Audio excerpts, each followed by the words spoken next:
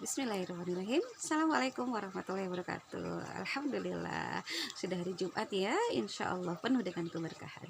Iya, apa kabar anak-anakku hari Jumat ini? Insya Allah mudah-mudahan sehat semuanya ya. Iya, sebelum belajar Bu Ipa pasti sudah sholat duha ya, sudah sarapan, kemudian juga sudah berjemur apa belum? Iya, Bu Ipa kan belajarnya masih pagi ya. Oke, nanti jangan lupa berjemur ya kalau memang belum berjemur. Ya, hari ini insya Allah kita meneruskan materi pelajaran dari yang pekan kemarin. Kita sudah belajar sejarah kebudayaan Islam kelas 5 untuk Khadijah, Aisyah, dan Fatimah ini. Insya Allah pelajaran keduanya kita bagaimana Rasulullah membina masyarakat Madinah ya, Masya Allah, masyarakat Yasrib pada masa itu. Kita sudah belajar tentang Baitul Aqabah 1 dan Baitul Aqabah 2. Hari ini kita akan mempelajarinya tentang bagaimana Rasulullah membina masyarakat di Madinah itu dari sisi keagamaannya dan sisi sosialnya ya, di bidang agama dan bidang sosialnya. Iya, oke. Buku yang kalian bacanya insya Allah hari ini kita mempelajarinya di halaman 29 sampai halaman 32 ya, 32. Oke, dipersiapkan bukunya ya. Insya Allah mudah-mudahan kalian juga sudah belajar semuanya di rumah sebelum Bu Ipa ceritakan. Kalian juga sudah membacanya dan kemudian menggaris bawahi atau memberi warna dengan stabilonya ya. Oke, kita awali pelajaran hari ini dengan basmalah bersama-sama. Bismillahirrahmanirrahim. Mudah-mudahan penuh dengan keberkahan, mudahkan dapat ilmunya dan ilmunya insya Allah bermanfaat ya. Oke. Setelah kemarin kita belajar tentang Aqabah 1 dan Aqabah 2, tentunya kalian masih ingat ya bagaimana peristiwa yang sebelum terjadi dari Baitul Aqabah sendiri ya, mulai dari awalnya 6 orang dari masyarakat Yasrib yang masuk agama Islam, kemudian ditambah lagi 12, ditambah lagi dengan 72-nya, Masya Allah ya, semakin bertambah ya, semakin bertambah umat Islam yang ada di Madinah, sampai kemudian kita juga hijrah ke Madinah, maka semakin besarlah jumlah umat Islam yang ada di Madinah. Oke, kalian hafalkan bahwa pada masa itu umat Islam yang pindah ke Madinah itu kita kenal dengan sebut kaum muhajirin ya. Umat Islam yang dari Mekah hijrah ke Madinah kita sebut dengan kaum muhajirin, dan masyarakat muslim yang ada di Madinah yang menolong kaum muhajirin kita sebut dengan panggilan Ansor ya, karena mereka adalah para penolong kaum muslimin ya. Oke, dari bidang keagamaan, begitu Rasulullah masuk ke wilayah Yasrib pun Rasulullah langsung kemudian yang beliau buat itu adalah masjid ya. Dari sisi keagamaan, masjid yang sekarang kita kenal dengan sebutan Masjid Nabawi ya, Masjid Nabawi, atau kita sebutnya dengan Masjid Madinah yang pertama kali ya.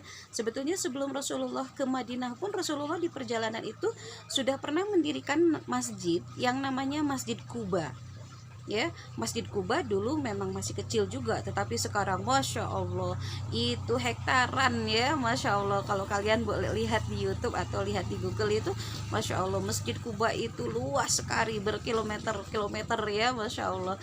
Luasnya semakin menambah besar terus gitu ya tiap tahunnya, karena banyak jamaah yang masuk ke situ.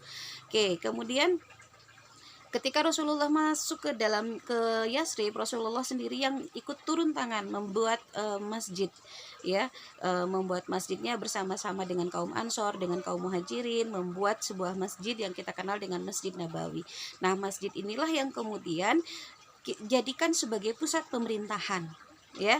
Kalau kemarin di awal kita belajar tentang perjanjian Hudaibiyah ya, masjid inilah yang kemudian menjadi pusat pemerintahannya.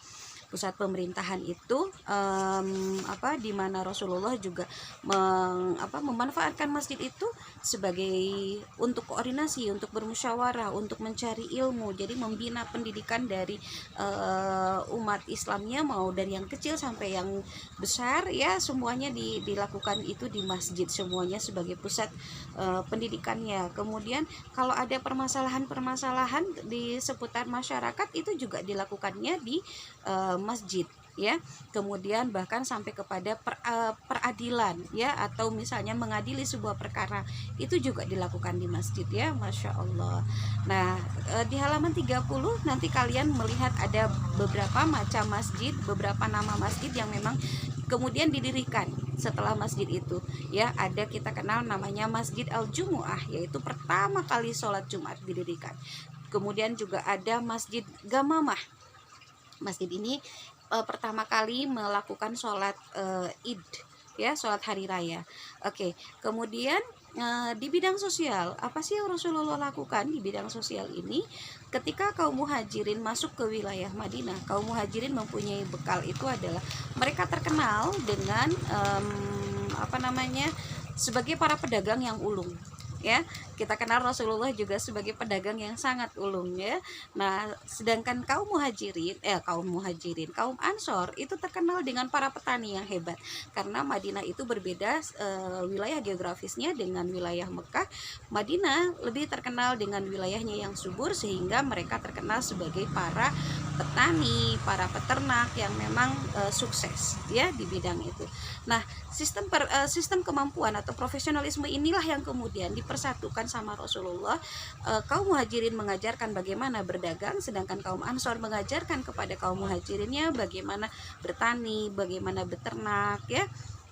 Mereka saling memberikan ilmunya, ya, itu.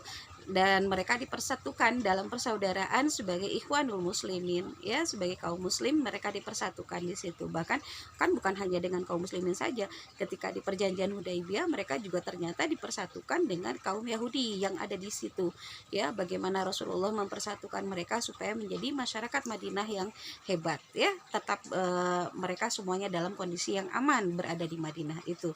Kemudian kakak boleh lihat juga di situ bagaimana perjanjian-perjanjian yang dilakukan antara kaum muhajirin, kaum ansornya, dan kaum Yahudinya. Perjanjian-perjanjiannya itu seperti apa sih? Masya Allah, ya, pasti lengkap, karena ini adalah apa sih yang mereka lakukan, apa sih yang mereka sepakati untuk membuat masyarakat Mekah atau kaum muhajirin ini merasa aman di Yasrib. Bagaimana kaum Khosraj, kaum Aus juga merasa aman di wilayah mereka. Begitu juga dengan para pendatang umat Yahudinya, mereka juga harus merasa aman di situ. Maka kemudian dibentuklah perjanjian-perjanjian itu dengan apa saja sih inti-inti dari perjanjian-perjanjian mereka. Kakak bisa baca di halaman 31, halaman 32, ya. Masya Allah, banyak sekali. Oke, hari ini kita belajarnya baru itu, ya. Jadi bagaimana Rasulullah membina masyarakat Madinah dari sisi atau dari bidang agamanya, juga bidang sosialnya. Oke, selamat belajar kakak. Jangan lupa membaca lagi, ya. Kita sebentar lagi PTS, jadi kakak harus selalu semangat untuk belajar.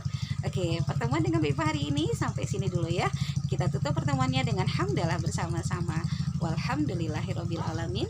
Jangan lupa berjemurnya, ya.